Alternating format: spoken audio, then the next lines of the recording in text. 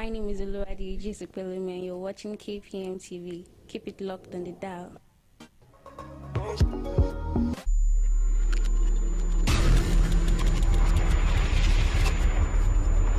My name is Oluwadi.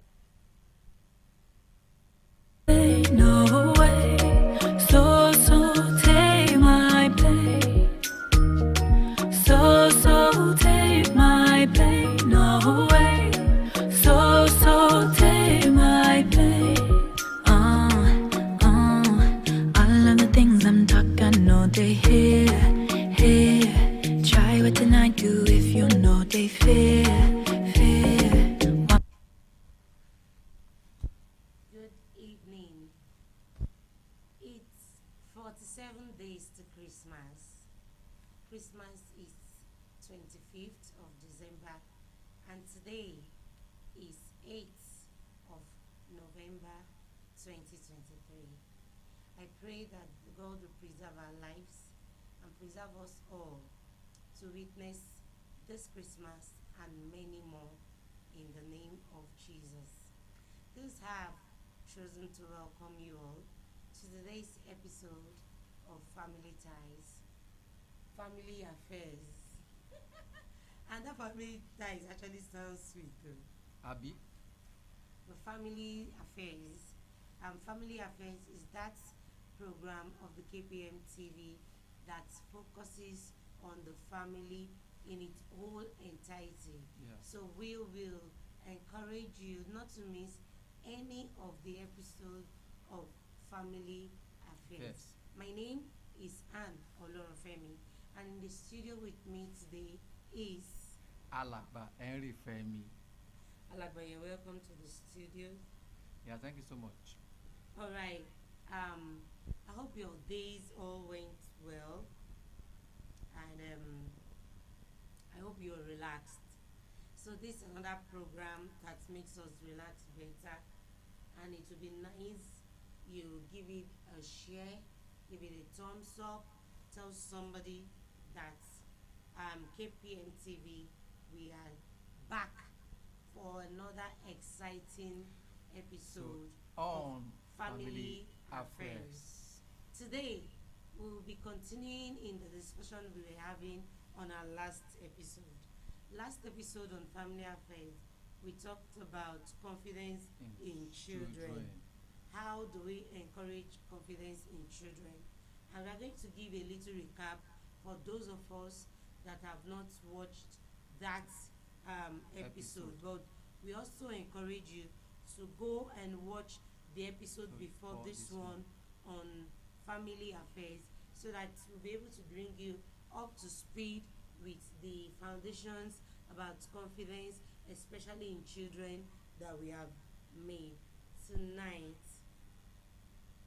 we are continuing in the topic, and we talked about confidence in children as being a very, very vital key to child upbringing.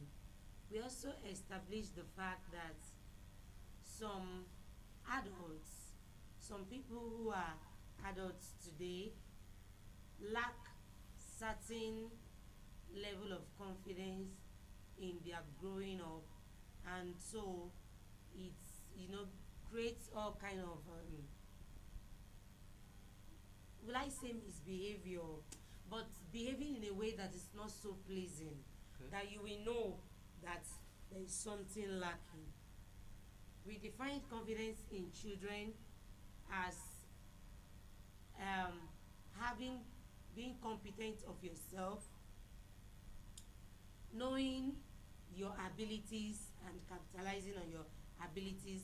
We're able to establish confidence in children as not being rude, Yeah.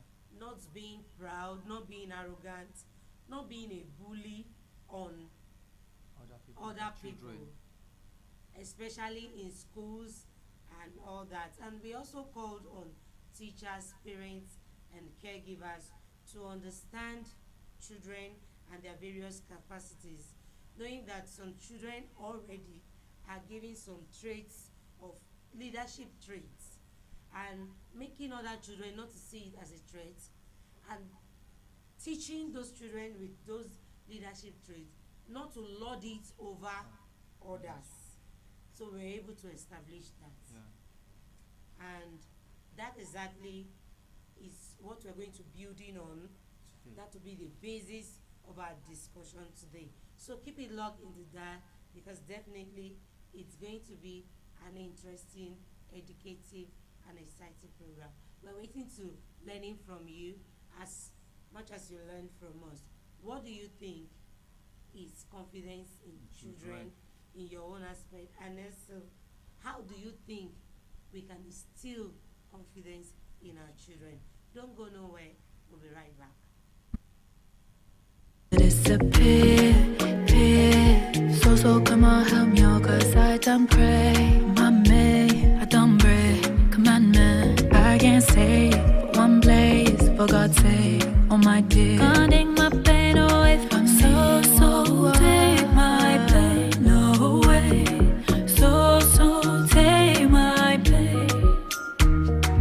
So take my pain away. So take my pain. Shibere. They're talking shit, shibere. Water no getting to me till you've all for shimire. I poto my eyes, 10 shots, high rise, touch God. I cry offshore, come on, dreadlock. Me I done pray, my May I done break commandment. I can't stay for one place, for God's sake, my babe. Come and ginger me, only you they feel my pain. Give me vitamins, we go take these pains away. So take my pain away. So take my. You're welcome back. You are welcome back. Like, we are glad to know that you are still with us. Okay. Yes. So we looked at confidence, should I say, in many ways, you know. We say confidence, it's a complex concept. It's not what we can say A is confidence or B is confidence. And we also established the fact that it is core, and it is the state of making the children have a positive belief in their abilities and the abilities of others. You know, we say self-confident people tend to be less afraid. We established the fact that they are less afraid. You notice that some children are always afraid. Timid at every given occasion. To And continue. then sometimes even things ordinarily they're supposed to be so be bold at, you know, they seem to be afraid as if they are not too sure of themselves, and such children most time, in fact, there are has other effects, because sometimes they become slow learner, because of the fact that this fear is always coming up.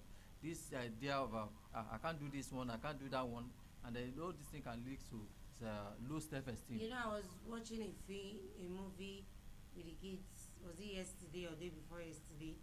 And there's this girl who was just afraid. I think she was 16, and she was afraid of climbing the stairs.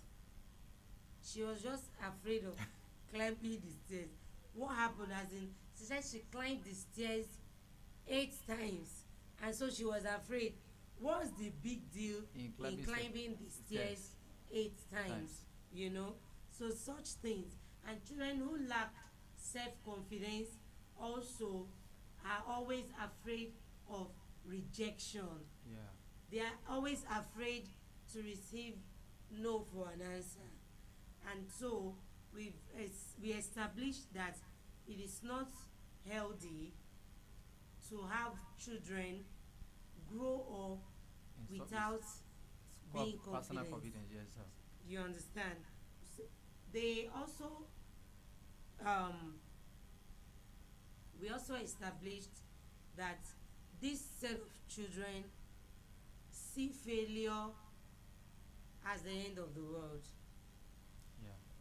We talked about youths taking hard substance to just because they want to talk to somebody, Yes. or probably they feel that they should retaliate on somebody, and they don't have the much boldness to face that person, and you see them take as substance. It is an issue that, a topic that is complex, and it has a whole lot to do with the well-being of a child that grows to an adolescent that grows to a young adult that grows to a youth that entirely becomes a full-grown adult with serious lack of confidence. You know. Now, I want to say this. If you look at the ills in our society today, you can trace it back to this particular problem. You know, when even to the extent that people now resort to taking of drugs, taking of strong alcohol, because they want to face maybe their problem or challenges. Anyway, all those things that this how it's always starts.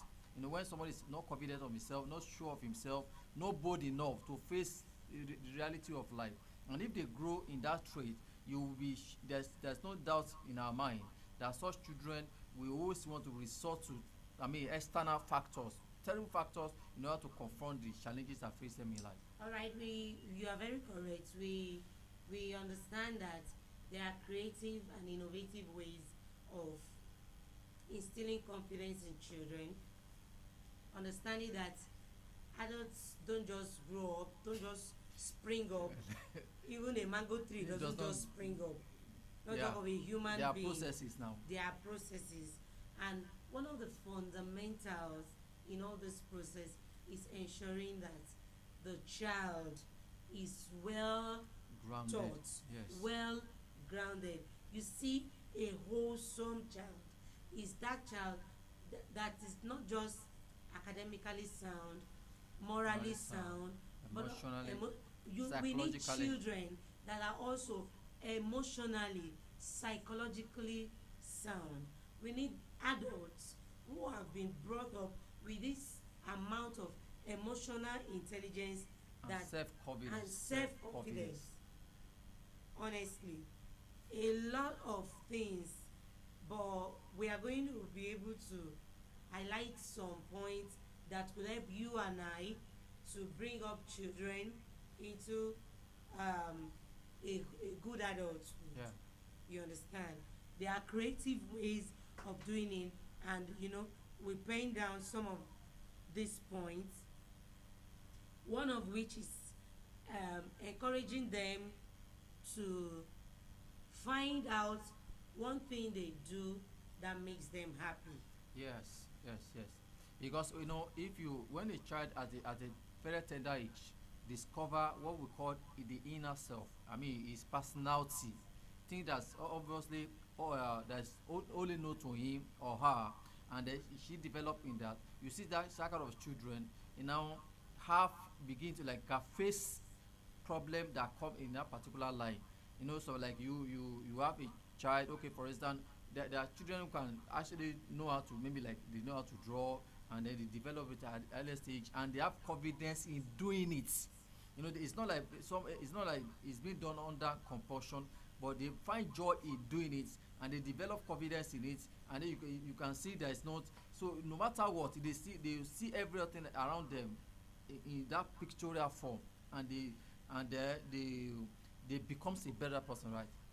There are children who, by monitoring them, we know the things they like to do without anybody, supervising them or like forcing them to do it. When they withdraw to their shells, they derive satisfaction. There's this gratification that is gotten from engaging in such activities.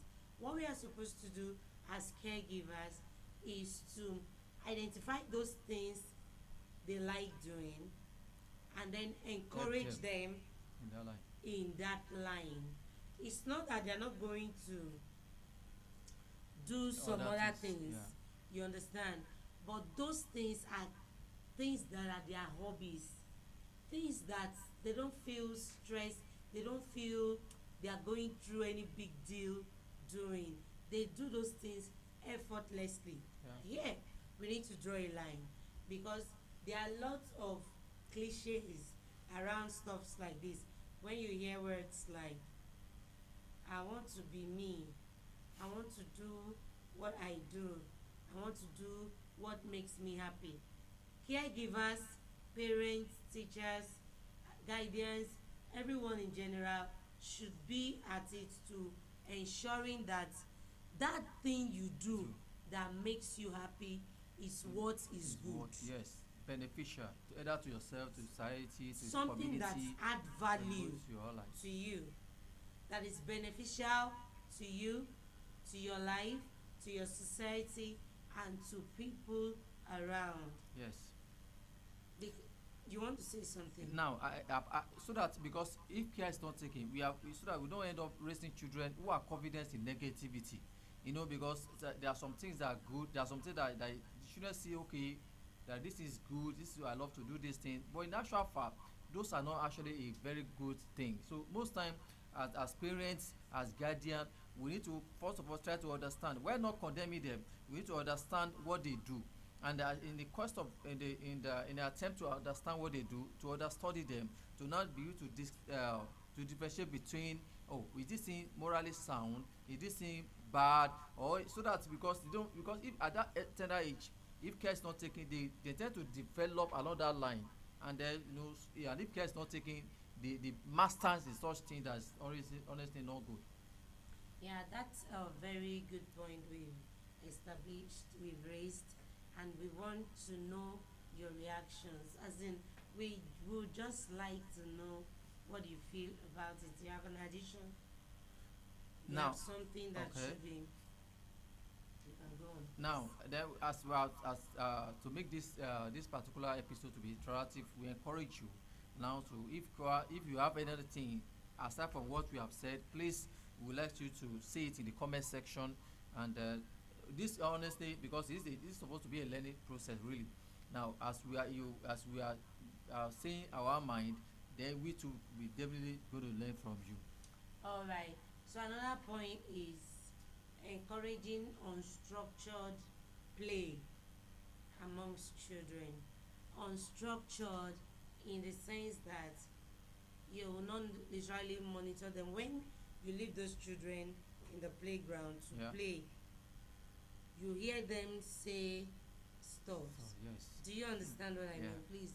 Now, answer. the one of the things is this: when you see if children is left alone. In fact, there are times I think I will also encourage parents, step back, maybe from a distance or hide somewhere. Listen to your children, listen to what they say, listen to how they do things or what they do, so that you be able to really so that you don't end up now condemning them. You need to understand, okay, this is how it is. You see some children too, some of them are very smart, and the thing they do and the way they do it, you'll be so amazed, so that you be able to look, okay, this is actually, so even as parents, as guardian, as caregiver, you be able to understand, okay, this child is actually good in this particular area, and if she needs tutor, if she needs a little bit of encouragement or possibly discouragement, you'll be able to give it at that time. When we were growing up, I remembered when I was planning for this program, I remembered that we used to play a mini mommy, one daddy, and we'll be playing that play, doing those kind of play, we'll be talking, you will see the reaction of the child or the children talking about probably how they get school fees. Oh, daddy, and you will see someone that will act the role of the child, another person will act the role of the father and mother, and you will hear conversations. Yes. You will be, if you, the problem we have as parents is that sometimes we are not in the house. We are in the house, but we are not in the house. Absentee. Correct. We are present, but we are not present. As in emotionally, we are absent. Psychologically, we are absent. Sometimes I see some parents, they look straight into their children and they don't even understand what the children is doing. And when it happens like that, you see, sometimes you just let me give an instance. There was a particular lady, and I think I saw it online, that she was actually breastfeeding a child, breastfeeding a child and pressing phone at the same time, is what it takes the miracle, if not for miracle of God, the baby actually crawl out of this lady's hand to the floor, and she was still pressing the phone until somebody now draw attention. And then not only that one, of course that's not part of our discussion, but what we are trying to say here is this, that you should be present. If you are home, be home with your children, be home, try to study them, try to create this bond and love within them, try to understand what they do and how and why they do it. Now see, if that thing you said now, it's going to be a topic for another day. Definitely it's a topic for family affairs for another day. Some parents are actually at home. They are, let me say, in the same sitting room where their children are, and those children will be having an argument, and I don't know, those kind of parents will not even give one ear to listen to them. It's not that you want to join in the argument. Unstructured, you want to listen to their logical thoughts. You want to listen to how they flow, even in arguments. I could remember my dad, when we were younger, we'll be talking. He has this way, he can be listening to 2-3 people at the same time. You think his mind is not there. His mind is actually there. He will now call me and say, when you want to argue, you argue logically. You say this, you back up with facts. Do you understand? So in fact, he almost thought I would be a lawyer, because I so much learned that it is in this unstructured play, unstructured activities, that you hear the minds of your children. I hear the evaluation about your own activities. Yeah.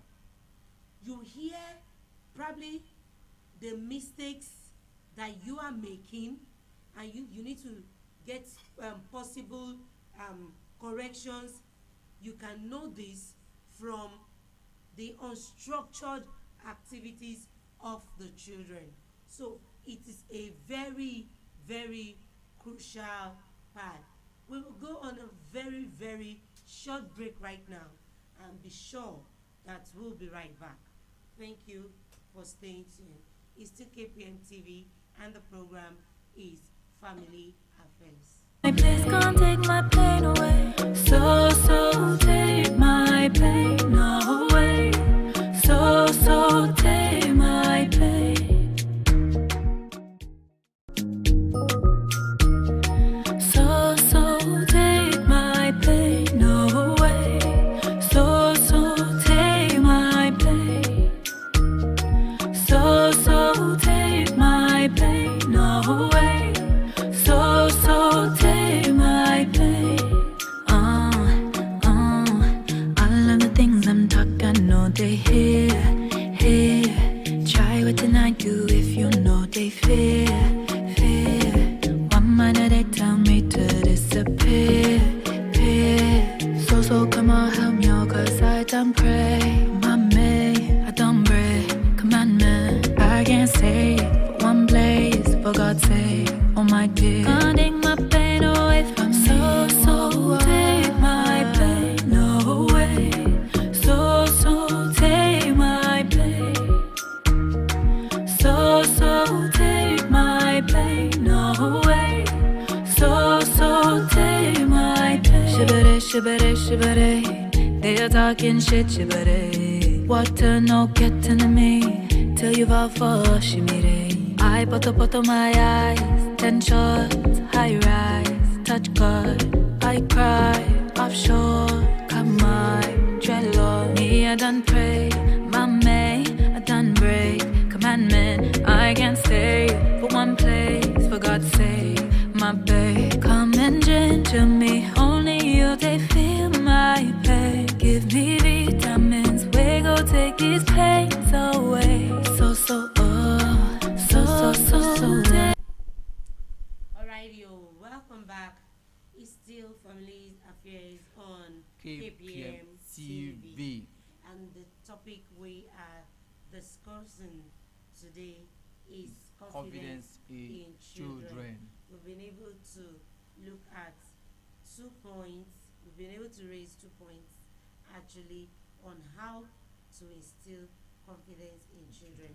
If you're just joining us, we talked about unstructured activities, allowing them to engage in unstructured plays, unstructured activities, where we, the parents, the caregivers, the teachers, be able to mirror ourselves. And what easily come to mind right now? Unstructured activities in school, during the break, you can have children, you necessarily don't have to monitor them or tell them what to do. That is unstructured. You just allow them to play, and you see somebody mimicking the teacher, and you will mirror yourself in it, in what they are doing, and you'll be able to know how they are able to, To grasp it. comprehend and grasp and understand and get the tone and do so many creative things. These are creative ways of instilling confidence in these children. We also talked about making the children to be involved in activities that gives them pleasure, what they like to do. They can like to do this, they can like to do this, they can like to do this. When you encourage them, it narrows them to the fact that, okay, I am good at this. This particular thing. If I can creatively construct this, I can also creatively do this. I have what it takes.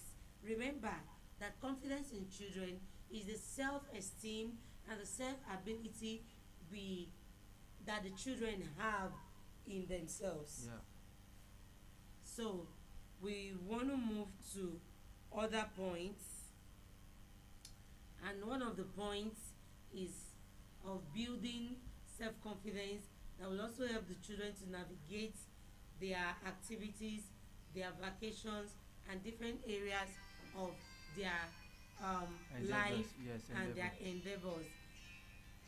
Is giving the children activities to do, home chores, making them to sort of carry out activities in the home is a nice thing. I'd like you to talk about it. Now, most time when I think the best when you see such children, like if you have make it so a role, your duty to study these children, to know what they do, how they do things, and to monitor them, you find out like you become parts of their life. You become part and parcel of their life.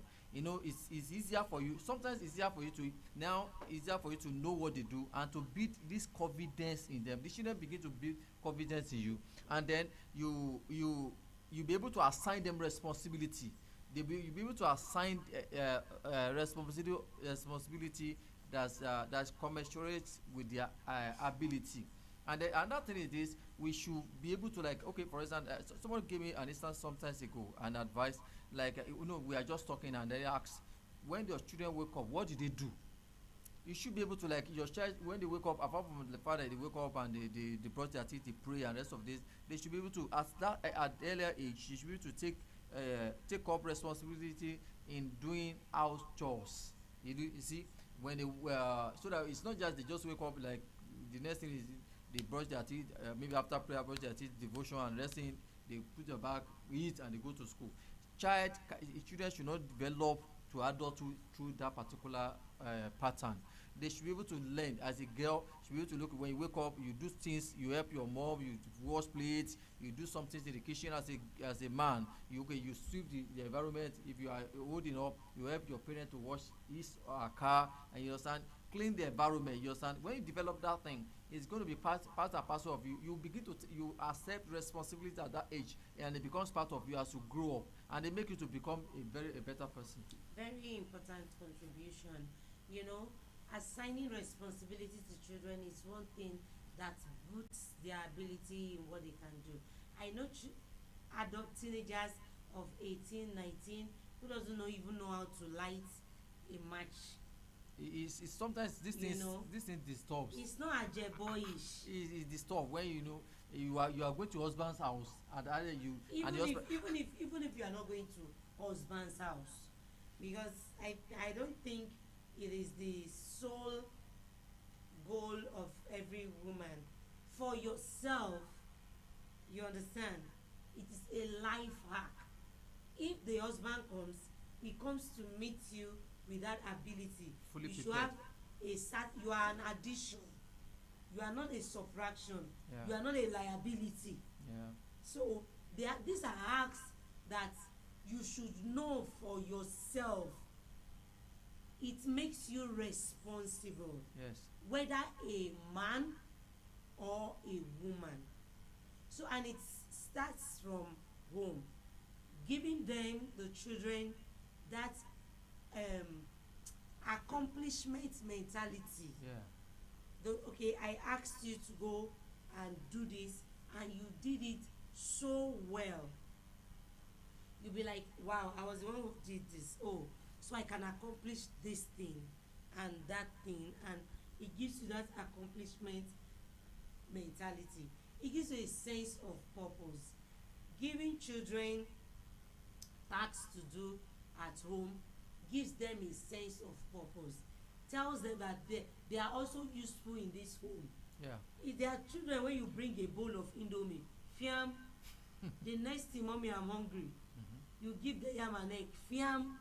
The next thing, I'm not calling anybody's name. I'm not calling anybody's name. But if this is talking about a child that you know in your home or anywhere, And then you know the you see the truth is, like, so that we don't have we don't develop these children. The only time they get excited. no, they some get, people are agitated in the studio. I don't understand. This is the essence of this program, that we are not just trying to say, okay, condemn this. We are trying to bring those children to a point that they understand that they should be responsible. They should be responsible. There are house choices appropriate for different ages. There's an age a boy or a girl should be, he should be able to lay all the beds in the house. There are ages a child should be, he should be able to fill the water, clean the fridge and the refrigerator, should be able to wash the dishes, should be able to wash his panties, stockings, singlets, shirts. There are choices for appropriate ages. It's not like you tell, no. Don't get it twisted. When they feel that they have purpose and they are accomplished in those little choices, as their ages progresses, yeah. you know, they'll be able to take higher responsibilities. But when you don't expose them to Such this level of responsibility, you will not, I tell you, be able to introduce them to higher responsibilities. So you want to say something? Yes. Aside from that, like, even in your basic job, in your like a vocational job, there's nothing bad if your children become part of your life. I give this I tell it us for free. Like, I know my son, he really, most times whenever I go for any, maybe like any recording, you know, like this excitement is just like both of them, my girl and a boy, they like, daddy want to follow you, want to be part of these things. If I'm setting up here, for example, we are in the studio now, and if it's possible and I can my son will like be okay, want to be part of this, I want to help you to do this one. And if okay, I can even tell us for free that if there's anybody, one of the thing why one of the distraction we have in the studio today is because we have some of them, you know, like actually in with us here, and they're like, okay, you just have to help you to do something, help you to be part of this one. And then you see, so it's apart from the normal domestic chores. If you are so people like if you're a baba, your child, you should train your children. I mean, this how to do this, how to do this one, whatever the job you are doing, let them be part of it. Don't push them away. So because one way or the other, they one of these things they will pick up and may pick up a trait, and and they be better off or better for you. Sure, seriously. If your children do not have interest in what you're doing, then look for ways to make what you're doing interesting, lucrative for them. Do you understand? You just have to sell it. See, your children would, okay, someone said that you cannot grow an empire, as in your children cannot inherit another person's, the government job. Let me just put it that way. Your circular job, your children cannot inherit it. Yeah. They cannot continue what you're doing, the legacy and all that. But for what you are doing, your hobby, your personal runnings and personal stuffs, your children can, you know, progress it even when you are not there, when you're not around and all that. However, we need to draw a line that these children also have their own interests, Yeah. and we should vamp it. We should encourage them to be themselves. Everybody have their own, you know, interest, Yeah. their own talents, the things God have given to them. While we are encouraging that, you know, we should make what we are doing attractive for our children to want to, you know, join us in doing. We should also know that, help them. That was the first point, to know what they love To do. doing. So it is a part of making them to be responsible And the confidence. and be confident. And another thing is this, in the attempt, if like what she just said, if you have a child that who honestly do not show interest in what you are doing, who do not have, because all children are not the same, who do not like what you are doing, please, I want to beg you, do not force them. Because just like nobody can force you to do what you really don't like, the onus is on you to discover what this child, what she really like. If she doesn't like what you do, there's no harm in it. After all, you as a person, it's not everything that other people do that you like. Even your parents, when you are growing up, some of us when you hold up, my dad was a tailor. That's so close. Of course, nobody. I don't like tailoring job. I never tried to go to tailor shop. I never show interest in it. You understand? But it doesn't mean like you don't like what he does just because that's not my area of interest. I love media thing, and if my child today said she's not he or she is not interested in media, I don't have to force anyone, because I think they have their own life. And part of instilling confidence in children is to allow them, to encourage them to do exactly what they love to do, as long as it's going to be beneficial to them, as long as it's going to make them happy, as long as it's not going to cause any harm to you, to yourself, to the family, or to the society in general. I mean, that's the whole essence, because as they grow up, as they progress is in life, all this, the benefits of whatever they are doing begin to show forth. Yes, having said that, we want to go to the next point, which is encouraging independence in these children. Independence is the ability to be able to stand alone, to do things alone by yourself. You understand? So, from their childhood, from their kindergarten, elementary school, is a very important point to encourage these children to be independent. The goal really for every parent, caregivers and all that is to create a milestone for their children every year. So in as much as that year they want to clock the next age, you want to do photo shoots, you want to bake cake, you want to eat chicken and all that, let the child grow with the mentality that by this age I should be able to do this on myself. Most time is the word, this word we normally use omo boti kind of thing. Sometimes when you look at it very well, if you really have to take time to investigate, you realize most of these children that we call omo boti, they are not self-independent. there are basic things they're supposed to be able to do, which of course they will not be able to do it. And if they grow with that kind of mindset, you know, their children, their who parents are so, I don't know, let me know, spoiled to the extent they can't do basic things. In the homework, somebody has to help them to do it. They are even the only thing that people don't help them to do is possibly to maybe brush their teeth or feed them. There are people who they Sometimes practically paste their brushes for them.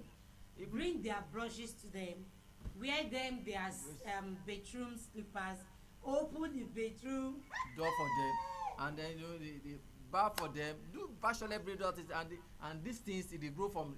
It's always starts like that, and now then they grow up, and then they become an adult, and then they go to a stage like they find out like they cannot do anything all by themselves, and they know, and if for instance, and so God forbid, if something happens to such family, maybe the father is no more, mother is no more, you can be rest assured that those children will not possibly the end thing well. is that it's not that they are not going to succeed when those their parents are normal, but they may not be able to continue in that line of that kind of life. They'll not be able to sponsor that kind of life. They'll not be able to sustain that kind of life.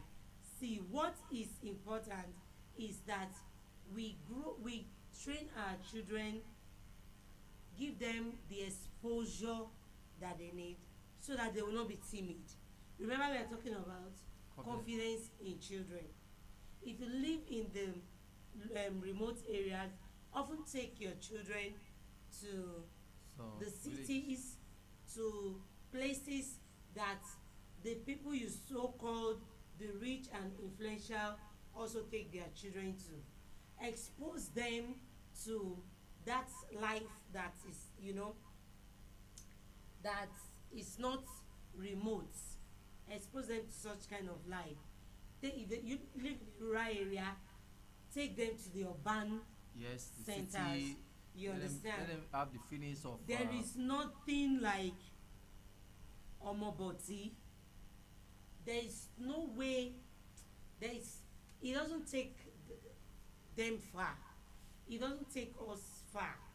Let me say it that way. Every parent should there are omobotis that do not have confidence. They are spoiled brats. Yes. That they bully them. You know, beat me. And what most that time, beat you, Nibo. and most time the unfortunate part of it is this: most of these children, whenever if it, and I can there's a particular research I book that I read sometimes ago. Most of those children, almost 80% of them end up taking drug or being influenced negatively when they get that independence in higher institution.